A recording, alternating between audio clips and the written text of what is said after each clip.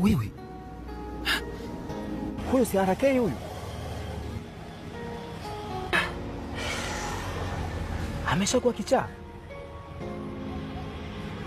Ndugu yangu, wewe ndo unajua leo? Mbona siku nyingi tu?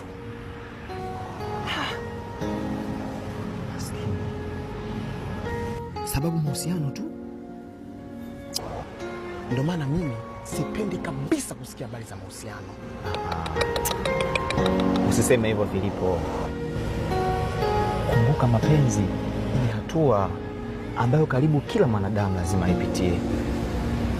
Sisi hawa tunaoteswa na mapenzi leo, kumbuka ndo taifa la kesho. Cha muhimu tu ni kuijenga misingi iliyo bora ya kimaisha aliyakuwa bado tuko vijana, ikiwemo pia hata mahusiano. Kwa hiyo usimdharau RK kwa kuwa mapenzi yamemtesa na mwisho yamemtia kichaa. Ni kweli unachokisema, ila nahofia sana mahusiano sana.